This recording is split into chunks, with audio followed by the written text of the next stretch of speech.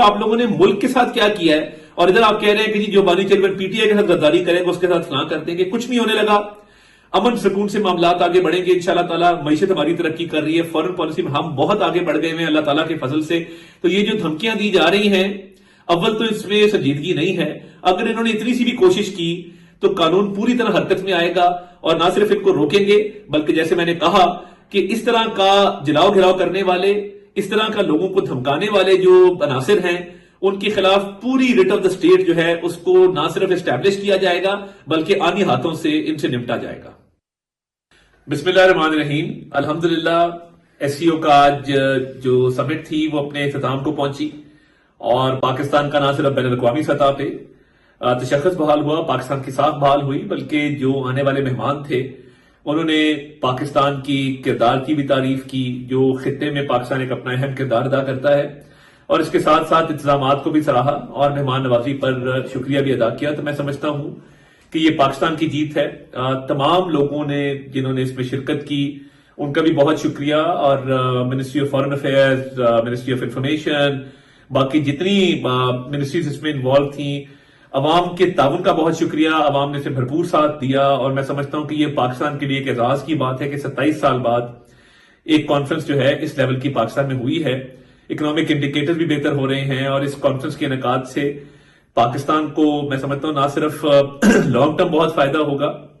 بلکہ پاکستان کی عوام کے لیے آنے والے دنوں میں مزید خوشخبری آئے گی۔ جو بائیلیٹرل ٹاکس ہوئی ہیں، آج رشین پرائم منسٹر سے وزیر اعظم شہباز شریف صاحب کی میٹنگ ہوئی، تو جو ٹریڈ اور انویسٹمنٹ کو بڑھانے کے حوالے سے مختلف ممالک کے ساتھ بات چیت چل رہی ہے، اس سے پاکستان کی معیشت کو، پاکستان کے عوام کو جو ہے وہ بہت فوائد حاصل ہوں گے۔ تو یہ اللہ تعالیٰ کا شکر ہم ادا کرتے ہیں، اور وزیر اعظم شہباز شریف کا ویژن تھا جس کے تحت یہ سکسیسفل ایس سی او سمٹ کا انعقاد کیا گیا۔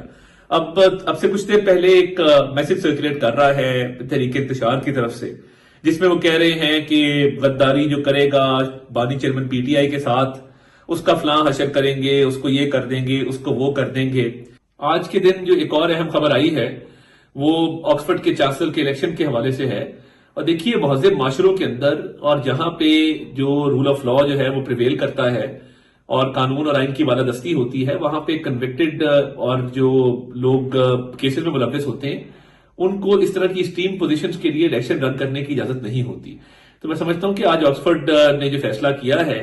اور جو چانسلر کے امیدواروں کی فہرست جاری کی ہے، انہوں نے اس بات کو ریئلائز کیا کہ ایک بندہ جو کیسز میں وانٹڈ بھی ہے، جس کے خلاف کنوکشنز بھی ہیں، جس کے کیسز چل بھی رہے ہیں، جس میں سر فہرست جو ہے 190 ملین پاؤنڈ کا ایک میگا کرپشن کیس ہے، انہوں نے اس کو اس لسٹ میں شامل نہیں کیا۔ تو یہ جو میسج دیا جا رہا ہے نا کہ جو غداری کرے گا اس کو ہم عبرت کا نشان بنا دیں گے، فلاں کر دیں گے، تو میں یہ بتانا چاہتا ہوں کسی کو قانون ہاتھ میں لینے کی اجازت نہیں ہے۔ کوئی کسی کو تھریٹ کرے گا یا جلاؤ گھراؤ کرے گا یا کوئی ایسا معاملہ کرے گا جس سے کسی کو نقصان پہنچانے کی کوشش کی، وہ کوئی بھی پارلیمنٹیرین ہو، تو یاد رکھیے نشان عبرت آپ نہیں بنائیں گے، نشان عبرت جو ہے وہ اسٹیٹ آپ کو بنائے گی اگر کسی نے کسی کی زندگی کو، کسی کے جان و مال کو نقصان پہنچانے کی کوشش کی۔ یہ جو ایک تھریٹس دینے کا سلسلہ ہے